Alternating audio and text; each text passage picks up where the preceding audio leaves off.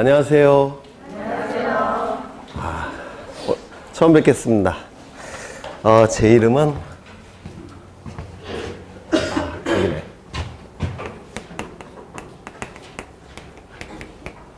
이런 사람이고요. 공시법령 담당합니다. 첫날이라서 떨리는데 심장이 떨리는 소리 들리십니까? 안 들리세요? 네, 강의를 한 20년 좀 못 미치게 했는데 내년 하면 18년째 하는데 아직도 첫날은 떨립니다. 신기하죠? 별 반응이 없으신데. 지금 오늘 이번 주에 마지막 날이라서 앞에서 선생님들이 공부 어떻게 하시는지는 다 말씀하셨죠? 네. 그래서 저는 공시법령은 민법의 보조 강사에 불과하니까 곧장 진도를 나가겠습니다. 왜요? 전 별로 할 말이 없어요. 공시법령은. 네. 뭔가 얘기를 해야 될 것 같긴 한데, 네, 할 말이 없네요. 어떡하죠? 곧장 진도는 나갈 건데요. 혹시 예전에 공부하신 분 계십니까? 예전에 뭐 10년 전이건 5년 전이건 나중에 다 밝혀질 텐데요. 네. 이제 우리 과목이 6과목이죠. 아닌가? 맞는 것 같은데. 맞죠? 그 중에서 학개론 빼고는 다 법이죠? 네, 다 법입니다. 그럼 여러분이 아시는 법 뭐가 있습니까? 민법, 또요? 세법, 또 공법. 공법이란 법은 없어요. 네. 그러니까, 네. 중개사법, 또요? 형법, 또? 네. 민법이란 법이 있죠. 이 민자가 무슨 민자일까요? 백성민자입니다.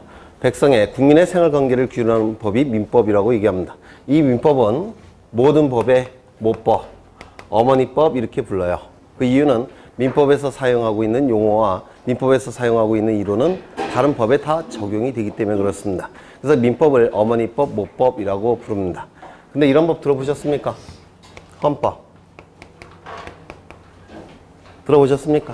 네, 헌법. 이 헌법을 부법, 아버지법이라고 부릅니다. 왜냐면 이 헌자가 으뜸 헌자예요. 으뜸이 되는 법, 헌법 이렇게 얘기합니다. 이 헌법에 의해서 국가가 만들어집니다. 그래서 헌법이 있다는 얘기는 국가가 존재한다는 얘기예요. 국가가 존재한다는 얘기는 헌법이 있다는 얘기입니다. 그래서 이 헌법은 최고의 법, 으뜸이 되는 법, 아버지법, 부법 이렇게 얘기를 해요. 그렇죠? 그래서 헌법이 바로 국가를 창설하게 됩니다. 헌법이 국가를 만들어요. 그래서 이 헌법에 의해서 국가가 만들어지고 모든 법률은 헌법을 근거로 해서 도출이 됩니다. 그럼 이 헌법은 어떠한 내용을 담고 있느냐면 딱 두 가지 내용만 들어가 있습니다. 그 두 가지 내용은 첫 번째, 통치 구조에 관한 내용이 들어가 있어요. 또 하나는 통치 구조. 통치 구조는 힘을 본질로 하죠. 이 통치 구조에서 통치권이라는 권력이 나오는데 이 통치권에 의해서 국민은 피해를 볼 수가 있습니다. 왜냐하면 통치권은 힘을 본질로 하기 때문에 그렇습니다. 그래서 이 헌법에는 통치권에 의해서 국민에게 피해가 발생할 수 있기 때문에 이 피해, 즉 국민에게 손해를 발생하지 않는, 즉 국민에게 뭐라 그럴까, 더 이상 통치권을 가지고 침해할 수 없는 영역, 그 영역을 보호하는 내용이 이 헌법에 들어가 있습니다. 그걸 뭐라고 부르냐면 기본권이라고 불러요. 그래서 이 헌법은 통치구조와 기본권에 관한 내용 두 가지만 딱 들어가 있습니다. 들어보신 적 있습니까? 물론 없겠죠. 네. 떨려서 그래요. 네. 그러면 헌법은 두 가지 내용으로 들어가 있는데요. 첫 번째 뭐가 있다고요? 통치구조. 이 통치구조에 의해서 국가가 만들어지는 겁니다. 또 하나는요. 국민의 가장 기본이 되는 권리, 기본권. 이 두 가지 내용만 있습니다. 다른 내용은 전혀 없어요. 그렇죠? 그럼 이 통치구조에서 통치권이라는 권력이 나옵니다. 통치권. 통치권 들어보신 적 있습니까? 이런 건 들어보셨죠? 입법권, 사법권, 행정권. 그렇죠? 이걸 통치권이라고 불러요. 그래서 이 통치권은 입법, 사법, 행정권으로 구성되어 있습니다. 그러면 이 통치권이 미치는 공간적 범위는 어딜까요? 통치권이 미치는 공간적 범위. 우리나라 아니겠습니까? 그렇죠? 네.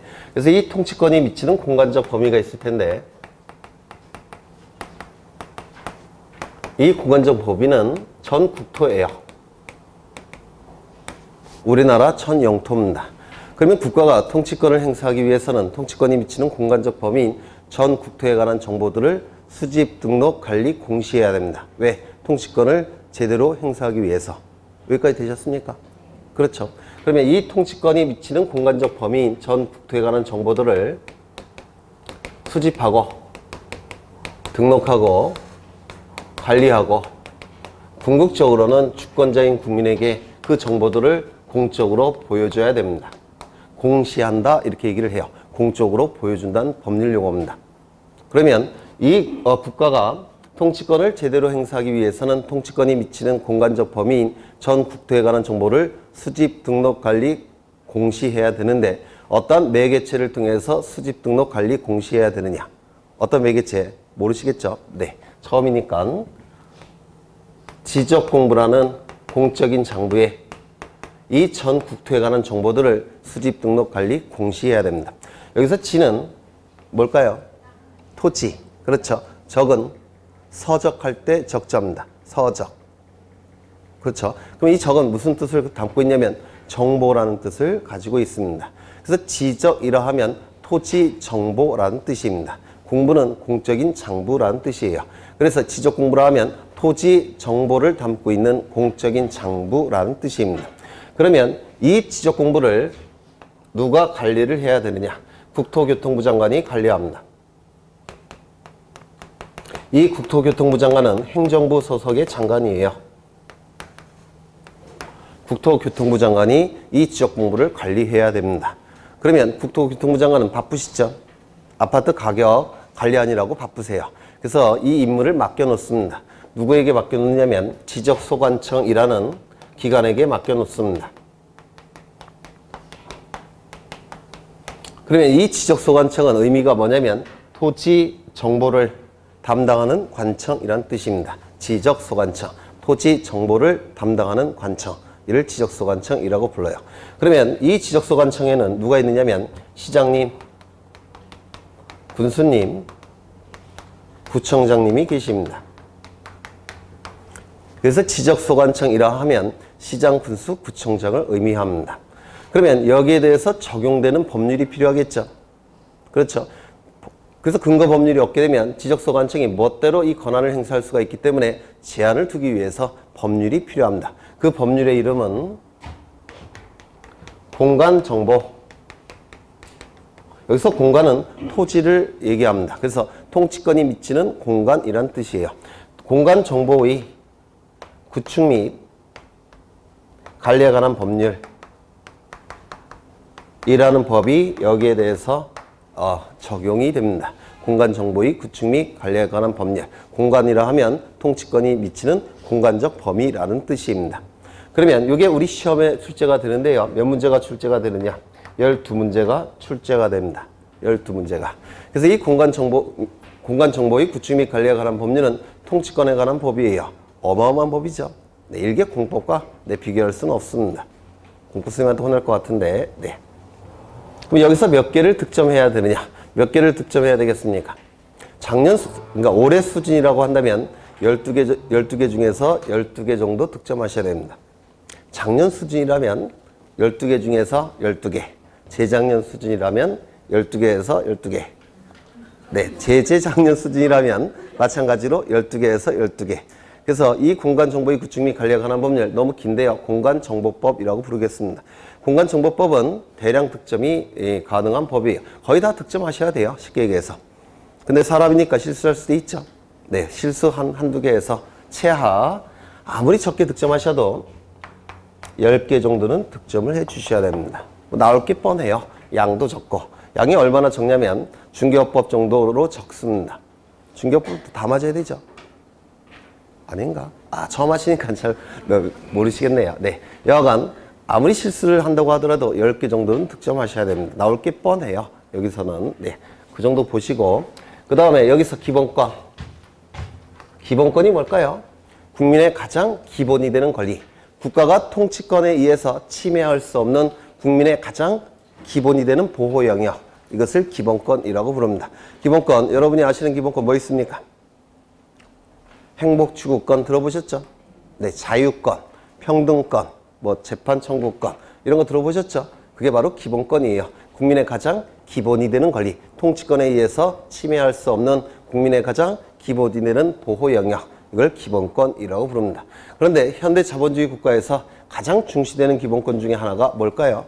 힌트 자본. 네, 첫날이니까 좀 딱딱한 거죠? 네. 그렇죠? 네. 재산권이라는 기본권입니다. 재산권. 들어보셨죠? 네. 재산권이라는 기본권이 현대 자본주의 국가에서 가장 중요한 기본권 중에 하나예요. 여러분들도 돈 벌려고 여기 나오신 거 아닙니까? 그쵸? 보통 이제 20대, 30대는 원룸을 주로 하죠. 얼마 정도 벌까요? 원룸.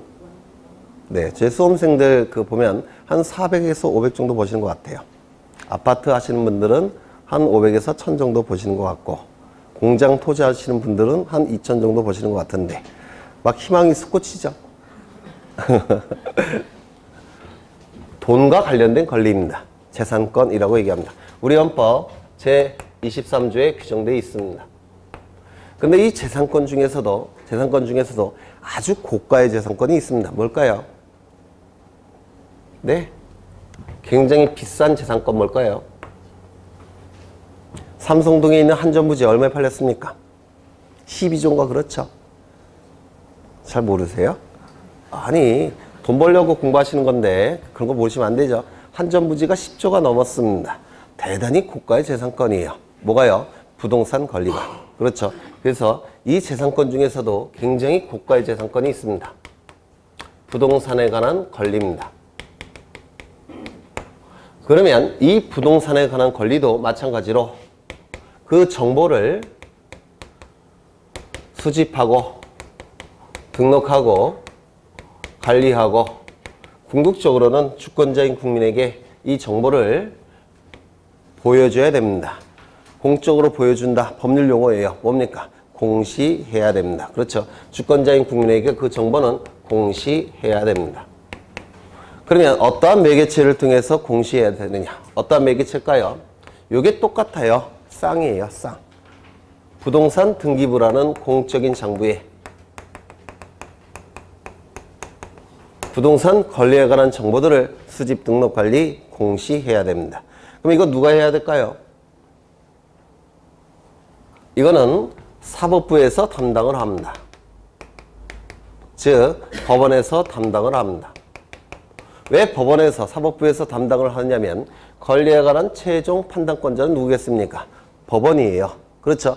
권리에 대한 최종 판단권은 법원에 있기 때문에 이 부동산 등기부는 사법부에서 관리할 수밖에 없습니다.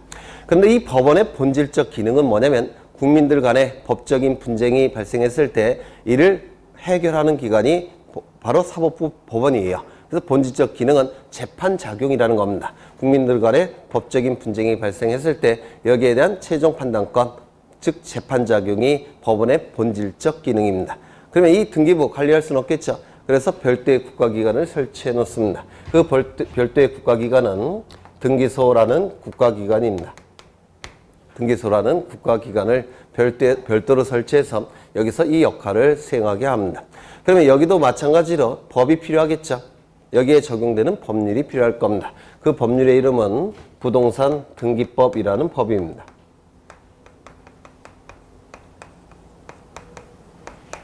그러면 이 부동산 등기법은 몇 문제가 출제가 되느냐면 우리 시험에서 12문제가 출제가 됩니다. 우리 시험에서 12문제가 출제가 돼요. 그럼 이건 몇 개 정도 득점하셔야 될까요? 네, 택도 없습니다. 네. 이거는 제가 볼 때는 6개 정도 득점하시면 잘하신 거예요. 이게 그 이유는 이 등기법은 모든 법 중에서 가장 어려운 법에 속합니다. 이제 민법이 어떤 법인지는 막 여기 들어오실 때 다 소문 들어보셨죠?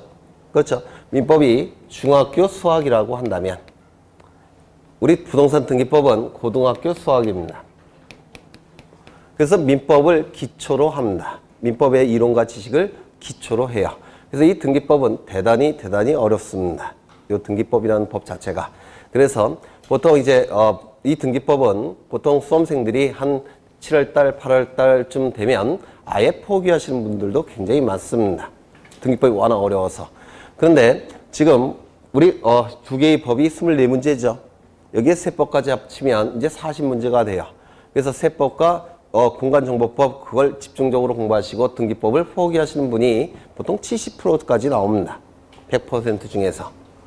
그런데 올해처럼 출제가 되면 이제 2학년으로 진급해야 됩니다. 올해는 세법이 어렵게 나왔어요. 그래서 등기법을 포기해버리면 합격이 좀 힘들어집니다. 그래서 이 등기법은 포기하시면 안 돼요. 더욱이 가장 중요한 법은 민법이죠. 여러분 시험에서 등기법을 잘하면 민법을 잘할 수밖에 없습니다. 왜? 등기법이 고등학교 수학, 민법은 중학교 수학. 그러니까 등기법을 포기하시면 안 돼요. 그래서 이 등기법은 워낙 난해한 법이기 때문에 빠지시면 안 됩니다. 그래서 보통 이제 비중이 제일 약한 게 세법이죠. 16문제. 등기법 우리 공시법령은 24문제. 그래서 보통 세법을 토요일 날 배치를 합니다. 이유는 안 나오셔도 비중이 제일 약한 과목에 안 나오시는 게 가장 무난하다고 생각해서 원장님들이 토요일 날 보통 세법을 배치해요. 근데 우리 학원은 어떻게 하다 보니까 공시법령을 배치했죠. 그렇죠. 그래서 이 등기법만큼은 절대로 빠지시면 안 돼요. 만약에 한 번, 두 번 빠지시게 되면 나중에 7월 달쯤 되면 등기법 포기하자. 거의 대부분 그래요. 학원마다. 그래서 워낙 어려운 법이니까. 그래서 이 등기법 할 때만큼은 절대로 빠지시면 안 됩니다. 인터넷 동영상으로 해결해야지. 안 보세요. 그렇죠. 거의 학원 다니신 분들은 동영상 안 보시니까 이 등기법 할 때만큼은 꼭 나오셔야 됩니다. 워낙 어려운 법이기 때문에 그렇습니다. 그래서 이 두 개의 법률이 바로 우리 시험 과목인 부동산 공시에 관한 법령으로서 24문제가 출제가 됩니다. 여기 보시면 전 국토니까 토지죠. 토지는 움직입니까? 안 움직입니까? 안 움직여요. 부동산, 움직일 동. 산은 재산이란 뜻이에요. 움직이지 아니한 재산. 그게 부동산인데 토지는 부동산입니다. 그리고 여기 보시면 공시라는 문구가 나오죠. 부동산 공시에 관한 법령. 이렇게 얘기하는 겁니다. 이것도 마찬가지겠죠. 부동산 공시에 관한 법령. 그래서 부동산 공시에 관한 법령은 두 법률로 구성되어 있습니다. 첫 번째, 공간정보의 구축 및 관리에 관한 법률. 두 번째, 부동산 등기법. 그래서 12문제, 24문제가 출제가 되고 세법까지 포함해서 40문제로 출제가 이루어집니다. 그렇죠. 그럼 여기서 몇 개를 득점하셔야 되느냐? 여기 보시면 최소한입니다. 10개는 득점하셔야 돼요. 여기는요, 6개도 이게 쉽지 않아요. 등기법은 6개도 쉽지 않습니다. 올해처럼 출제가 된다면 더 많이 나올 수도 있습니다. 올해는 좀 쉽게 나왔으니까. 그래서 6개 정도, 그러면 총 16개. 그 다음에 세법 16문제가 출제가 되죠. 거기서 10문제 정도 득점하시면 총 26개. 그래서 62.5점, 최저 점수가 62.5점 정도 되면 지 역할을 다 수행한 겁니다. 그래서 이 등기법은 모든 법률 중에서 가장 어려운 법률 중에 하나입니다. 이 등기법 자체가. 네, 가장 어려운 법은 보통 민사소송법이라는 법을 가장 어려운 법이라고 불러요. 들어보셨습니까? 네, 그게 가장 어려운 법이고 이게 두 번째 정도가 돼요. 그래서 민법보다 훨씬 어렵습니다. 민법을 빠지셔도 이걸 빠지시면 안 돼요. 등기법을. 네, 이걸 하면 민법은 저절로 점수가 올라갑니다. 과목의 특성이 그래요. 중학교 수학, 고등학교 수학. 네가 어떻게 하느냐? 알아요. 저도. 네. 모를 것 같아요. 저도 이제 법 공부한 지가 올해가 30년째예요. 오래됐죠. 네. 그래서 민법도 많이 했기 때문에 네. 강의도 했었고 EBS에서도 했었는데 네. 그래서 요 등기법만큼은 절대 빠지시면 안 됩니다. 네. 여기까지 질문 물론 없겠죠. 네.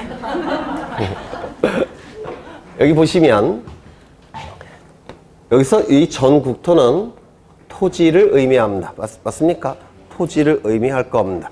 그 다음에 여기 정보로 하면 이게 참 중요한데요. 이 정보는 구체적으로 무엇을 의미하느냐. 이건 가장 기초가 되는 거니까 오늘 꼭 외우시고 갈 겁니다. 토지의 표시와 소유자입니다. 토지의 표시와 소유자. 여기서 전 국토에 관한 정보라 하면 토지의 표시와 소유자가 돼요. 소유자는 이름, 주민번호, 주소를 얘기하고 이 토지의 표시는 소재, 지번, 지모, 면적, 경계, 좌표를 의미합니다. 소재, 지번, 지모, 면적, 경계, 좌표를 의미해요. 이거 기계적으로 암기하셔야 됩니다. 지금은 첫날이니까 암기하시기가 쉽지 않을 거예요. 그래서 두 문자를 따서 라도 암기를 하십니다. 소지, 지면, 경좌표 이렇게라도 외우셔야 돼요. 이걸 외우지 않으시면 나중에 책을 읽으실 때 굉장히 뭐라 그럴까 모래알 씹는 느낌이에요. 잘 안 익힙니다. 그래서 이거 계속 읊으셔갖고 외우셔야 돼요. 소재, 지번, 지모, 면적, 경계, 좌표. 그래서 여기서 정보로 하면 토지의 표시와 소유자 두 가지를 얘기하는데 여기서 소유자는 이름, 주민번호, 주소를 의미합니다. 이름, 주민번호, 주소. 그러면 여기서 두 개의 정보인데 어느 것이 중요한 정보일까요? 네. 통치권이 미치는 공간적 범위라고 저기 써놨죠. 그럼 통치권이 미치는 공간적 범위는 사람이겠습니까? 아니면 토지겠습니까? 토지겠죠. 사람을 공간이라고 얘기하진 않지 않습니까? 그렇죠. 그래서 토지가 훨씬 중요한 정보입니다. 저기서는. 그래서 토지의 표시가 주된 정보가 될 테고 사람인 소유자에 관한 정보는 부수적인 정보에 불과합니다. 그래서 토지의 표시를 꼭 외우셔야 돼요. 소재, 지번, 지모, 면적, 경계, 좌표. 소지, 지면, 경, 좌표 이렇게 외우십니다. 여기서 소재는 뭐겠습니까? 행정구역을 얘기해요. 그 토지가 속해 있는 행정구역. 동과 리까지를 의미합니다. 동과 리. 도시지역은 동, 농촌지역은 리까지를 얘기해요. 소재지를 얘기합니다. 행정구역. 지번은 뭘 얘기하겠습니까? 토지 번호를 얘기합니다. 지번, 토지 번호예요. 지목은 토지의 사용 목적입니다. 토지의 사용 목적을 줄여서 지목이라고 불러요. 대지라는 용어 들어보신 적 있습니까? 그러면 대지라는 토지는 그 사용 목적이 뭘까요? 집을 짓기 위해서. 맞죠? 대자, 여기서 이건 물론 토지라는 뜻이 될 테고요. 이 대자는 기초 대자예요. 뭐의 기초가 되는 토지라는 뜻이겠습니까? 건물의 기초가 되는 땅 이런 뜻입니다. 그렇죠? 그러면 대지라는 토지는 사용 목적이 뭡니까? 건물의 기초. 그렇죠? 이게 지목이라는 겁니다. 지목. 그렇죠? 토지의 사용 목적을 지목이라고 부릅니다. 그 다음에 면적은 토지의 넓이를 의미할 겁니다. 토지의 넓이. 그리고 경계는 토지가 이렇게 그려졌을 때 이게 바로 경계입니다. 그리고 여기 경계들이 만나는 점이 있죠. 이걸 경계점이라고 불러요. 그래서 이 경계와 경계가 만나는 점이 경계점. 그리고 경계점과 경계점을 이은 선, 이게 경계가 됩니다. 경계. 그 다음에 좌표값은 이걸 뭐라고 얘기했습니까? 경계점이라고 불렀죠. 경계와 경계가 만나는 점, 경계점. 이 경계점을 X좌표, Y좌표로 표현한 것이 좌표라는 겁니다. 경계점, 좌표라고 불러요. 줄여서 좌표라고 얘기합니다. 그래서 토지의 표시는 이 6가지를 반드시 외우십니다. 외워보죠. 법 공부할 때 가장 좋은 방법이 뭘까요? 떠들어 보는 겁니다. 입으로. 그래서 예전에 사법시험 같은 경우는 무슨 스터디가 있냐면요. 한 10명이 이렇게 둘러 앉아갖고 스터디입니다. 한 문단씩 읽습니다. 다른 건 안 해요. 강사들은 안 보고 어떻게 저렇게 잘 떠들까? 여러 번 떠들었기 때문에 그렇겠죠. 안 그렇겠습니까? 그러니까 여러분들도 이런 기본적인 것은 입으로 자꾸 쫑알쫑알 하셔야 돼요. 다른 과목은 모르겠지만 공시법령은 여러분이 떠드셔야 됩니다. 이게 절자법이라서 대단히 암기하기가 어렵습니다. 그래서 수업 시간에 자꾸 쫑알쫑알 하시는 게 여러분 신상에 좋을 겁니다. 네. 토지의 표시가 뭐라고요? 소재, 지번, 지모, 면적, 경계, 좌표. 소지, 지면, 경좌표 이렇게 얘기를 합니다. 그렇죠? 그 다음에 소유자에 관한 정보는 이름, 주민번호, 주소가 될 겁니다. 여기서 수집하는 방법이 있는데요. 수집하는 방법은 두 가지예요. 조사와 측량의 방법으로 수집을 합니다. 조사와 측량의 방법으로 수집을 합니다. 여기서 이 세 가지는 조사의 방법으로 수집을 하고 여기 세 가지는 정확하게 수집을 해야 되니까 기구가 필요해요. 면적, 경계, 좌표값은 정확하게 수집을 해야 돼서 측량 기구를 통해서 측량을 통해서 수집합니다. 면적 경계좌표는 토지에 관한 정보 맞습니까? 토지에 관한 정보를 뭐라고 했습니까? 아까 한자말로 지적. 그렇죠. 그러면 이 측량의 이름은 뭐겠습니까? 지적 측량 이렇게 얘기를 할 겁니다. 그렇죠. 적은 정보라는 뜻을 가진 한자예요. 지적 측량이라고 부를 겁니다. 그래서 소재, 지번, 지목은 조사, 면적 경계좌표는 측량을 통해서 수집을 합니다. 그 다음에 여기 등록이 나오는데요. 등록. 이건 이따가 다시 볼 거예요. 다시 볼 건데 기본이 되는 거니까 지금은 말로 일단 듣습니다. 등록의 주체는 누굴까요? 여기 다 답이 나와 있습니다. 등록하는 주체는 누굴까요? 지적공부에 등록하는 주체. 네? 여기서 국토교통부 장관이 담당을 해야 된다고 그랬죠. 그런데 지적소관청에게 맡겨놓은 겁니다. 맡긴다는 것을 법률용어로 위임이라고 불러요. 요 위자가 맡길 위자고 임은 임무라는 뜻이에요. 그래서 위임은 임무를 맡긴다라는 뜻입니다. 그러면 등록의 원래 주체는 누구겠습니까? 국토교통부 장관이 됩니다. 그런데 누구에게 맡겨놨습니까? 지적소관청에게 맡겨놓은 겁니다. 등록의 주체는 누구라고요? 국토교통부 장관. 그렇죠? 맞습니까? 그 다음에 등록의 객체는 뭐겠습니까? 등록의 대상, 객체. 다 답이 있어요. 등록의 대상. 무엇을 등록한다고 그랬죠? 전 국토에 관한 정보를 수집, 등록, 관리, 공시한다고 그랬죠? 뭐를 통해서? 지적 공부를 통해서. 그러면 등록의 객체는 뭡니까? 전 국토. 아닙니까? 전 국토. 다 시험에 나오는 거예요. 시험에 안 나올 건 얘기 안 하겠죠? 네, 다 기출지문이 있는 겁니다. 등록의 객체는 전 국토. 그러면 등록 사항은 구체적으로 뭐겠습니까? 저기 다 있다니까요. 등록 사항은 토지의 표시와 소유자.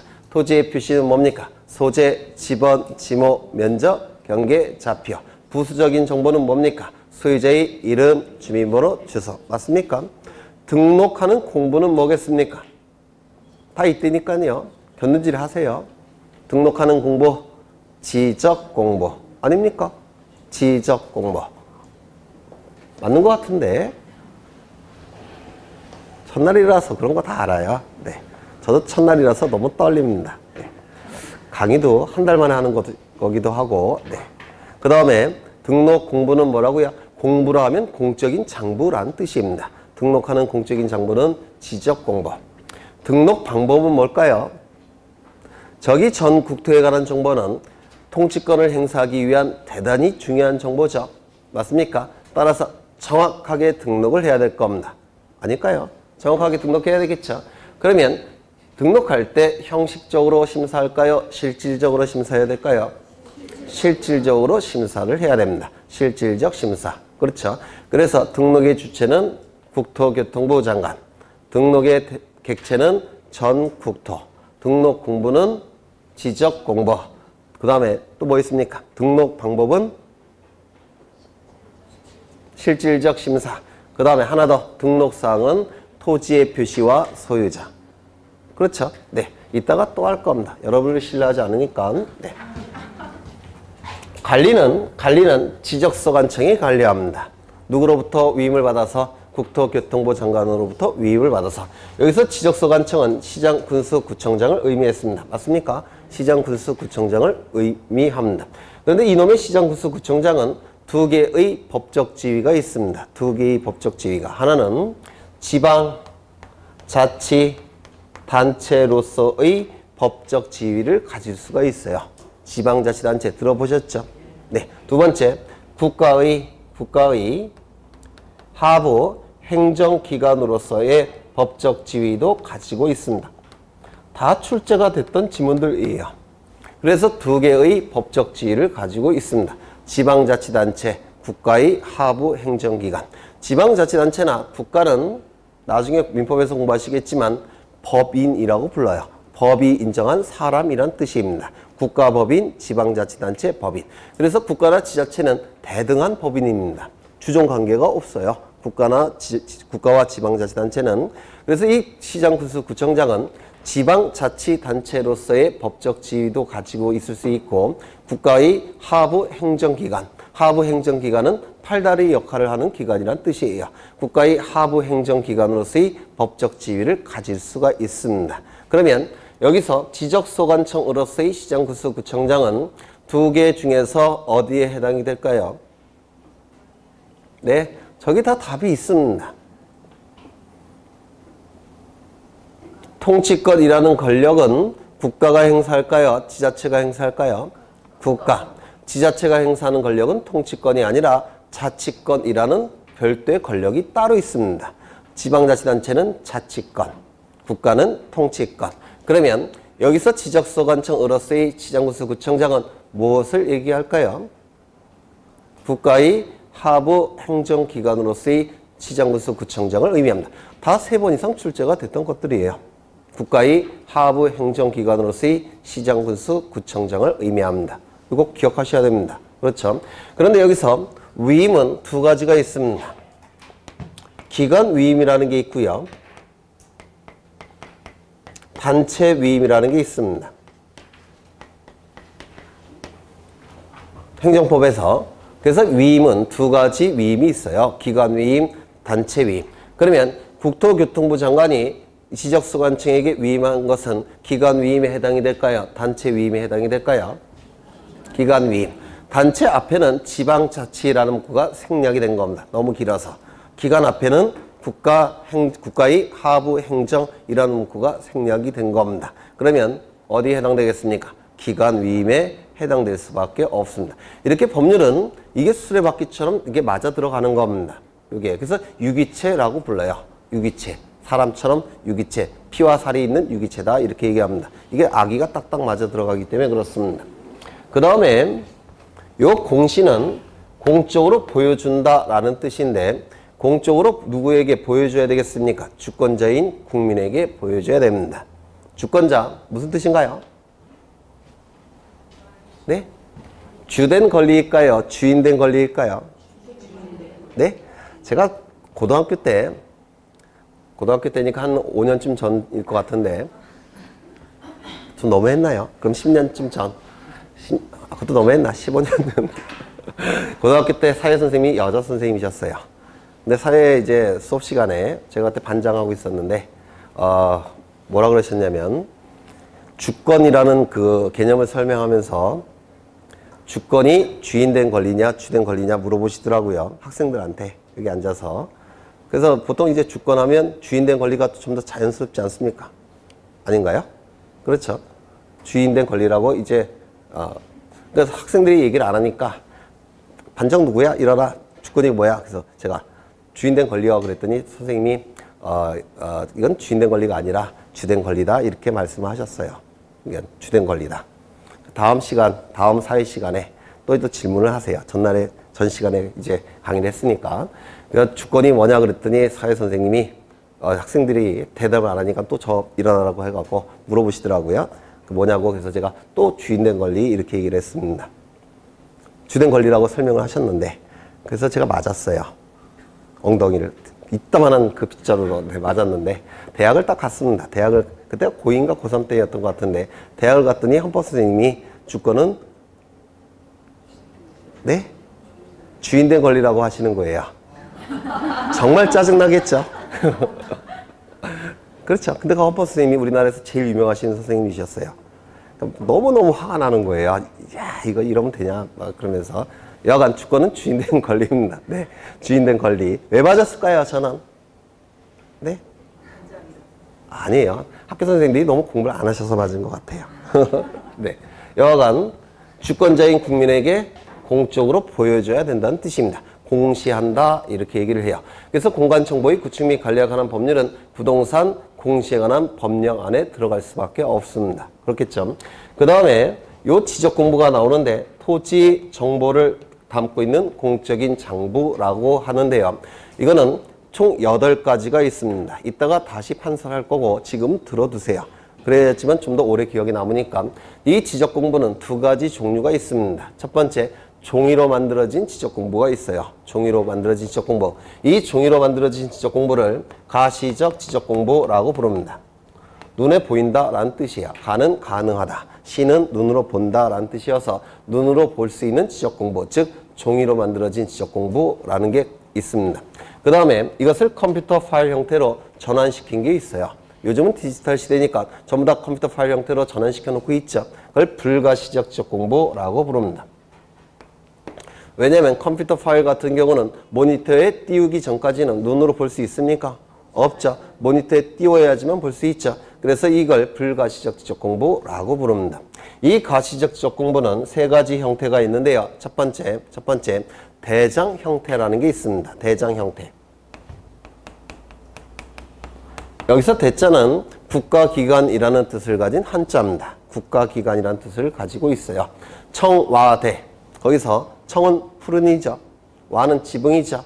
대는 무슨 뜻일까요? 국가기관이란 뜻입니다. 그래서 대장이라 하면 국가기관이 만든 장부라는 뜻인데요. 이 대장 형태의 장부는 문자, 글자로 구성되어 있습니다. 그림이 없어요. 문자, 글자로 구성된 장부예요. 그래서 대장 형태의 장부라 하면 문자로 구성된 국가기관이 만든 장부로서 가장 많은 내용을 담고 있습니다. 대장 형태의 장부. 두 번째, 도면 형태의 장부가 있습니다. 이 도자는 그림 도자입니다. 면은 종이란 뜻이에요. 그림으로 이루어진 지적공부, 그게 바로 도면 형태의 장부라고 얘기합니다. 지적도, 임야도 두 가지가 있습니다. 그 다음에 아까 경계점 좌표라는 게 있다고 그랬죠. 좌표값을 등록한 장부가 있는데 경계점 좌표 등록부라는 게 있습니다. 그래서 이 경계점 좌표 등록부까지 세 가지 형태가 존재하는데요. 이 대장 형태의 장부는 네 가지가 있어요. 토지대장, 임야대장, 공유지연명부, 대지권 등록부. 이따가 판사를 따로 할 거니까 그냥 들어만 두시면 돼요.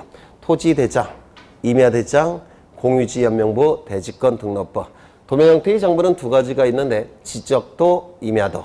지적도, 임야도 두 가지 성격을 다 가지고 있는 게 경계점 좌표 등록부라는 겁니다. 여기서 대장 형태의 장부는 4개가 있고 도면 형태는 2개, 경계점 좌표 등록부는 하나, 총 7개의 종이로 만들어진 지적공부가 있습니다. 토지대장, 임야대장, 공유지연명부, 대지권 등록부, 지적도, 임야도, 좌표 등록부. 이렇게 종이로 만들어진 지적공부는 7개가 있고요. 이걸 컴퓨터 파일 형태로 전환시킨 게 불가시적 지적공부인데 이거는 별도의 장부가 다 따로따로 만들어집니다. 왜? 종이로 만들어졌으니까. 그렇죠? 그런데 이 컴퓨터 파일 형태는 그게 뭐라고 할까? 굉장히 많은 내용을 등록할 수가 있죠. 따로따로 만들 필요가 없습니다. 그래서 이 컴퓨터 파일 형태로 만들어진 것은 하나로 봐요. 그래서 총 지적공부는 8가지가 있다라고 얘기합니다. 이것도 2번 이상 출제가 된 겁니다. 우리 시험에서 최근에. 네, 여하간 이러한 지적공부가 존재하고, 네, 그 다음에 국토교통부 장관은 행정부 소속이라고 그랬죠. 네, 통치권은 누가 행사합니까? 대통령이. 대통령은 국가의 원수이면서 동시에 행정부 수반이죠. 그래서 행정부에서 담당을 하는 겁니다. 그 중에서 국토교통부 장관이 담당을 하게 될 겁니다. 지적소관청, 지적, 토지정보, 소는 담당이란 뜻이에요. 관청이란 뜻이니까 토지 정보를 담당하는 관청, 지적소관청이라고 얘기하고 국토교통부 장관이 지적소관청이 시장군수구청장에게 기관 위임했다고 했죠. 맞습니까? 여기서 시장군수구청장은 지방자치단체로서의 시장군수구청장이 아니에요. 국가의 하부 행정기관으로서의 시장군수구청장을 의미합니다. 이런 건 다 출제가 됐던 거예요. 그 다음에 네, 그 정도 보시면 될 것 같고 그 다음에 여기를 좀 보겠습니다. 이쪽에 여기서 여기를 보시면 토지만 나와 있죠. 토지만 나와 있습니다. 지금 민법 공부하셨죠? 한 번은? 그렇죠. 민법 어디 하셨습니까? 잘 모르시죠? 네. 물건이라는 게 있는데요. 전기 기타 관리 가능한 자연력을 물건이라고 얘기하는데 민법에서 나중에 다 하실 겁니다. 민법에서 다루는 거예요. 근데 굳이 하는 이유는 민법에서 아직은 시간상 안 하셨을 테니까 간략하게 봅니다. 물건은 크게 2가지로 나눕니다. 하나는 동산, 또 하나는 부동산. 동은 움직일 동자입니다. 산은 재산이란 뜻이에요. 따라서 동산이라 하면 움직이는 재산, 움직이는 산출물, 이것을 동산이라고 부릅니다. 그래서 이 세상에 움직이는 것은 전부 다 동산입니다. 이 세상에 움직이는 건 모두 동산이에요. 두 번째, 부동산, 움직이지 않는 재산. 이걸 부동산이라고 부릅니다. 이 움직이지 않는 건 전부 다 부동산이에요. 이건 토지인데 이 토지는 동산일까요? 부동산일까요? 네, 부동산이겠죠. 안 움직이니까. 토지 위에 건물이 이렇게 있습니다. 건물. 동산일까요? 부동산일까요? 부동산. 그렇죠. 여기에 전봇대가 있습니다. 동산일까요? 부동산일까요? 부동산. 부동산이라고 하긴 좀 그렇죠. 부동산으로 보죠 뭐. 네. 그럼 이건 어떨까요? 사과나무. 부동산입니까? 그렇죠. 그러면 여기에 사과가 하나 달려 있습니다. 동산입니까? 부동산입니까? 사과 흔들리지 않을까요? 네, 떨어지지 않으면 부동산입니까? 네, 맞아요. 부동산입니다. 떨어져야지만 동산입니다. 떨어져야지만. 그 다음에 또 뭐 있을까요? 육교. 전부 다 움직이지 않죠? 이건 전부 다 부동산으로 볼 수가 있어요. 그러면 우리 민법에서는 이 부동산의 종류가 굉장히 많은데 이 부동산별로 등기부를 다 따로 만들 수가 없습니다. 부동산의 종류가 너무 많으니까. 맞습니까? 그럼 이 부동산 중에서 등기부가 필요한 것은 건물과 토지입니다. 건물, 토지. 그래서 우리 등기법에서 필요한 부동산은 딱 두 가지입니다. 토지, 건물을 의미합니다. 등기법에서는, 민법에서는 다 부동산으로 보겠지만 우리 등기법에서는 토지와 건물만을 의미합니다. 그래서 여기서 부동산은 뭐라고요? 건물과 토지 두 가지를 의미하게 됩니다. 그 다음에 여기 권리가 나오는데요. 권리는 민법에서 공부하실 거예요. 권리는 그 내용에 따라서 네 가지로 나눌 수가 있어요. 첫 번째 물권, 두 번째 채권, 세 번째 뭐가 있을까요? 무채재산권, 네 번째 가족권. 이렇게 네 가지가 있는데요. 우리 등기법에서 필요한 것은 물권. 이게 가장 중요합니다. 그 다음에 채권 일부. 물권과 채권. 물권은 민법에서 하셨을 것 같은데 의미가 뭡니까? 하셨죠? 선생님이. 네? 물권의 뜻이 뭘까요? 우리 그 법률 용어는 전부 다 한자로 구성되어 있어요. 그래서 뭐 우리는 주관식 보는 게 아니죠. 따라서 한자를 풀었으면 그게 개념이 되는 거예요. 여기서 물은 물건, 건은 권리. 즉 물건에 대한 권리가 물건입니다. 물건에 대한 권리, 물건. 채권은 한자로 쓰면 이렇게 씁니다. 이거 외우느라고 힘들었습니다. 네, 집에 전철 타고 오는데 내내 이것만 외웠어요. 어떻게 쓸까? 채권이라고 썼습니다. 이 채자를 분해를 해보면 이렇게 분해가 됩니다.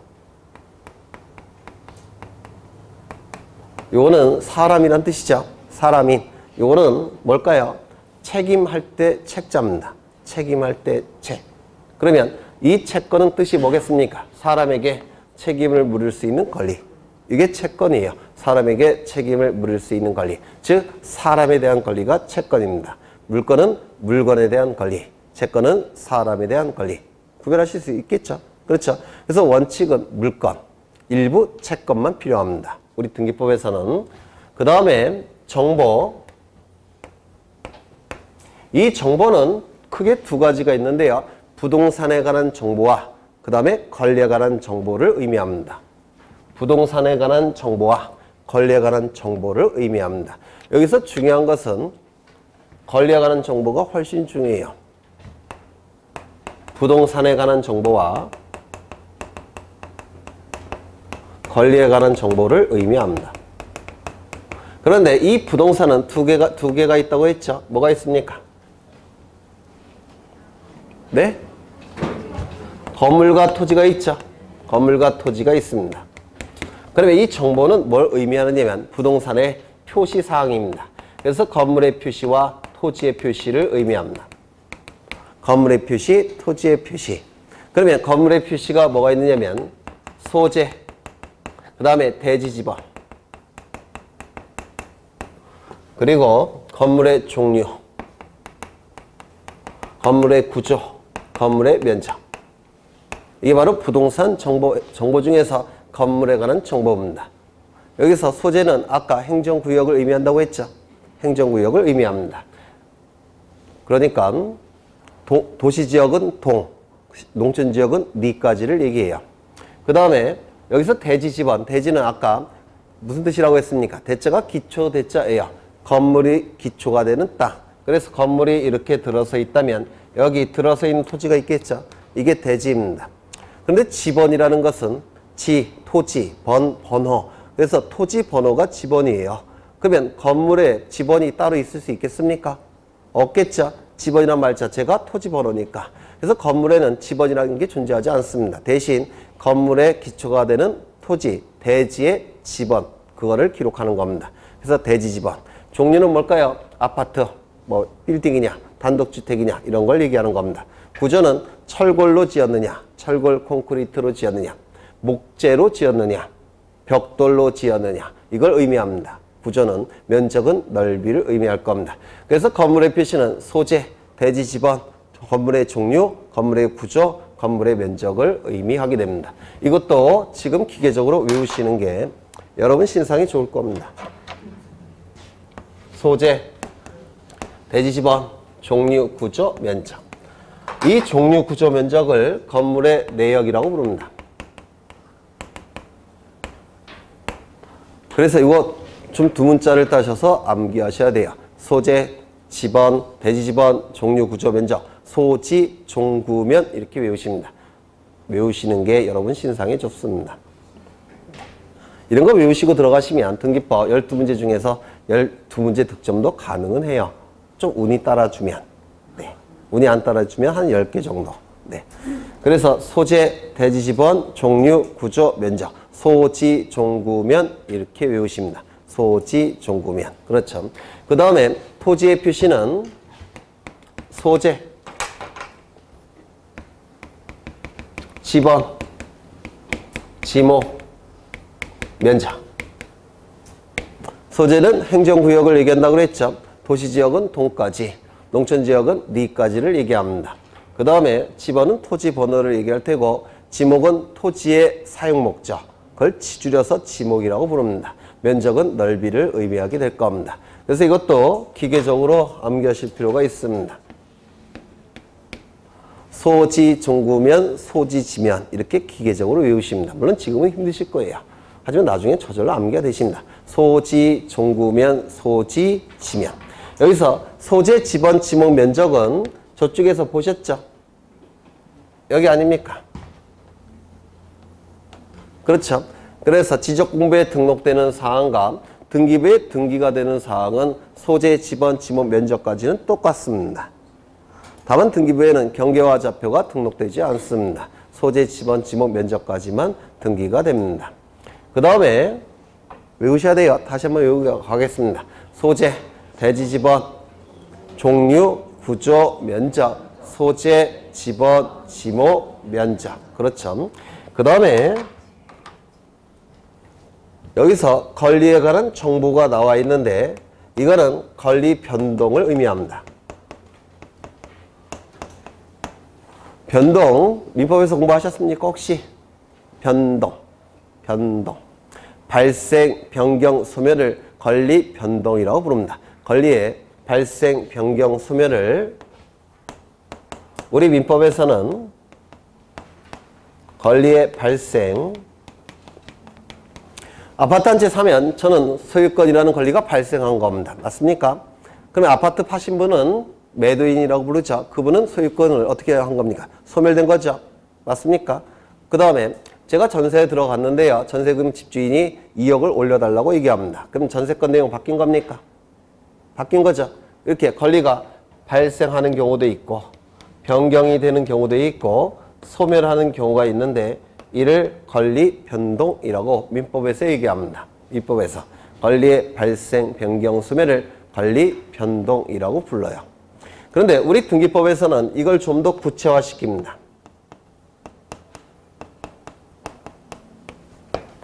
좀 더 많은 것을 담고 있습니다. 등기법에서는 권리 변동을 뭐라고 표현하냐면 권리의 보전, 설정, 이전, 변경, 소멸, 처분 제한 이렇게 6가지로 구체화시킵니다. 민법에서는 3가지로 발생, 변경, 소멸로 우리 등기법에서는 보전, 설정, 이전, 변경, 소멸, 처분, 제한 이렇게 6가지로 구체화시킵니다. 그러면 여기 보시면 보전은 존재하는 소유권을 보호한다는 뜻입니다. 존재하는 소유권을 보호하는 게 바로 보전이라는 용어예요. 그러면 전세권 보전이라는 용어 쓸 수 있을까요? 없을까요? 이거 시험에 한번 나왔습니다. 별게 다 나오죠.